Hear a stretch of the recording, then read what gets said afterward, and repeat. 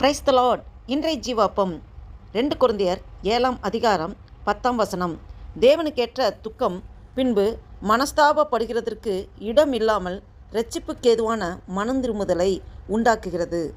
லௌகிக துக்கமோ மரணத்தை உண்டாக்குகிறது. ஆமென், அல்லேலூயா.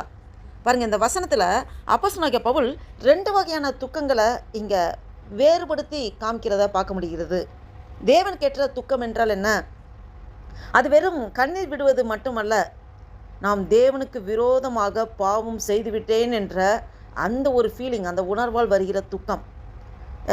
எக்ஸாம்பிள் பார்த்திங்கன்னா, தாவீது ராஜா பட்சேபால் அந்த சம்பவத்திற்கு பிறகு நாத்தான் தீர்க்கதரிசி கண்டித்த போது தாவீது உண்மையாக மனம் திரும்பினார். அதை சங்கீதம் 51 ஃபுல்லாகவே அந்த சங்கீதம் எழுதியிருக்கிறதை பார்க்க முடிகிறது. அவர் நம்மளை இப்படி கேப்சர் பண்ணிட்டாங்களே, பிடிச்சிட்டாங்களே அப்படின்னு இல்லை, தேவனுக்கு எதிராக நான் பாவம் செய்ததற்காக அப்போ தான் அவன் ஃபீல் பண்ணி அழுகுறான். பாருங்கள், இந்த துக்கத்தில் என்ன நமக்கு ஒரு பிரதிபலன் கிடைக்குதுன்னா, மனம் திரும்புதல் கிடைக்கிறது, வாழ்க்கையிலே ஒரு மாற்றம் கிடைக்கிறது, தேவனோடு இன்னும் க்ளோஸாக ஐக்கியப்பட முடிகிறது, இரட்சிப்பின் அனுபவத்துக்குள்ளே கடந்து வருகிற ஒரு சூழ்நிலைக்குள் நாம் வருகிறோம். இன்னும் பரிசுத்த வாழ்க்கை வாழ்வதற்கு நாம் இன்னொரு அடி எடுத்து வைக்கிறோம்.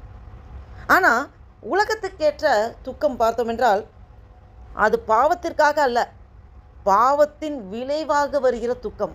பாவம் செஞ்சிட்டோம், அந்த பாவத்தின் மூலம் வருகிற விளைவு, அதனால் வருகிற காரணத்தினால வருகிற துக்கங்கள். பாருங்கள், இது எக்ஸாம்பிள் பார்த்திங்கன்னா, யூதாஸ் காரியோத்து தான் இது கரெக்டானது. இயேசுவை காட்டி கொடுத்த பிறகு அவன் அதுக்கப்புறம் ஃபீல் பண்ணுறான், ஐயோ பாவம் செஞ்சுட்டேனே. ஆனால் அவர் தேவனிடம் மனம் திரும்பவில்லை. அவன் தேவனிடம் மனம் திரும்புறதுக்கு போல பாவம் செஞ்சுட்டேன்னு ஃபீல் பண்ணுறான், நம்பிக்கை இழந்துட்டான், அவனாவே அழிவை தேடிக்கொண்டு இருக்கிறான். மத்தேயு 27ஆம் அதிகாரம் 3-5 வசனங்களை பார்க்க முடிகிறது. இந்த உலகத்துக்கேற்ற துக்கம் ஒரு குற்ற உணர்வு நமக்குள்ளே இருதயத்தில் குத்திக்கிட்டே இருக்கும்.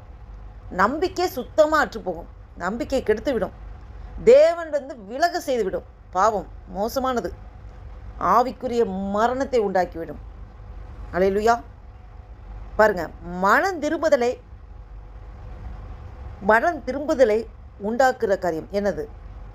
உண்மையான மனம் திரும்புதல் என்பது பாவத்தை ஒப்புக்கொள்ள வேண்டும். ஆமென். பாவத்தை அதோடு வெறுத்தணும், அதாவது நம்ம அறிக்கையிட்டு விட்டுவிட வேண்டும் என்று சொல்லியிருக்கிறது. பாவம் செய்தவர்கள் பாவத்தை அறிக்கையிட்டு விட்டு விடும்போது தேவனிடத்தில் இரக்கத்தை பெற்றுக்கொள்கிறார்கள். அதை விட்டுவிட வேண்டும். தேவனுக்கு நாம் கீழ்ப்படிந்து வாழ வேண்டும். தான் நம்ம மனம் திரும்புதெல்லாம் இந்த மாதிரி காரியங்கள் இருக்கணும். ஒரு எக்ஸாம்பிள் பார்த்திங்கன்னா, ஒரு மாணவன் எக்ஸாம் எழுதுகிறான் தேர்வில். அப்போ பார்த்திங்கன்னா, உலகத்துக்கேற்ற துக்கம்னா அவன் பிட்டடிக்கிறான். எக்ஸாம் எழுதும்போது அவன் பிட்டெடுக்கிறான். பிட்டடிக்கும் போது அவன் ஆசிரியர் பிடிச்சிடுறாரு. ஐயோ என் பேர் கெட்டுவிட்டதே அப்படின்னு சொல்கிறது உலகத்துக்கேற்ற துக்கம். இதே தேவனுக்கேற்ற துக்கம் என்ன தெரியுமா? நான் தவறு செய்தேன், இது தேவனுக்கு பிரியமல்ல, இனிமேல் நான் நேர்மையாக வாழ்வேன் அப்படின்னு முடிவெடுத்து அவன் அதிலேருந்து வரணும். அவன் தேவனுக்கு விரோதமாக பாவம் செய்தேனுங்கிறத உணரணும்.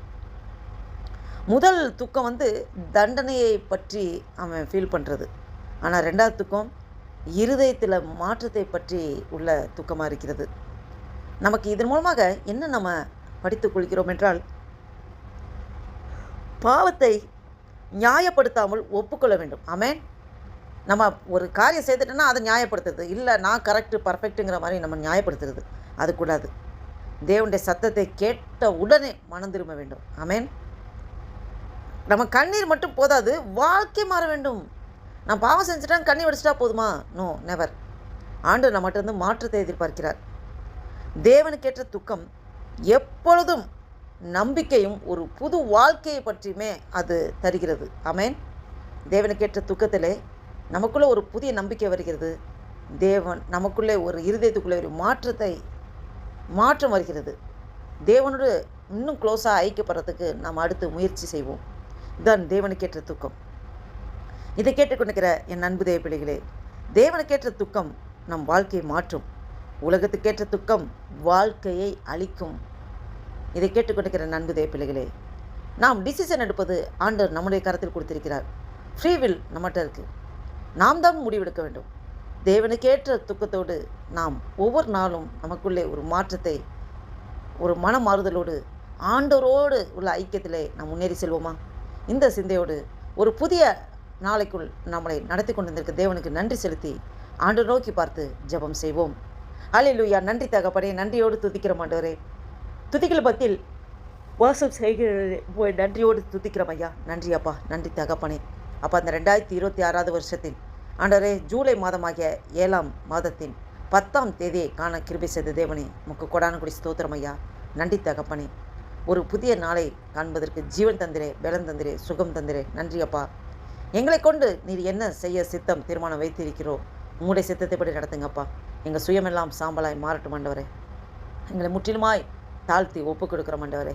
நாங்கள் எப்பொழுதும் ஆண்டவரே தேவனுக்கேற்ற துக்கத்தில் நாங்கள் அதிலிருந்து நாங்கள் என்ன லேர்ன் பண்ணிட்டு ஆண்டவரே உமக்கு பிரியமானபடி நடக்க வேண்டும் என்ற உணர்வோடு, இருதயத்தில் மாற்றத்தோடு எப்பொழுதும் உண்மை பற்றி கொள்ள ஆண்டவரே அப்பா, நாங்கள் ஒருபோதும் உலகத்துக்கேற்ற துக்கத்தில் நாங்கள் இல்லாதபடி, நாங்கள் ஆவிக்குரியவர்கள், ஆவிக்கேற்றபடி சிந்திக்க, ஆவிக்கேற்றபடி செயல்படுத்த அப்பா எங்களை முழுவதுமாக ஒப்பு கொடுக்குறாண்டரே. ஆவியானவரே, எங்கள் ஒவ்வொருவரையும் நீங்கள் ஏற்றெடுத்து நடத்துங்கப்பா. இந்த வீடியோவை கேட்டுக்கொண்டிருக்க, பார்த்து கொண்டிருக்க ஒவ்வொருவரையும் எஸ்அப்பா நீங்கள் அப்பரிவிதமாக ஆசீர்வதிக்க கிருபைக்காய் ஸ்தோத்திரம்.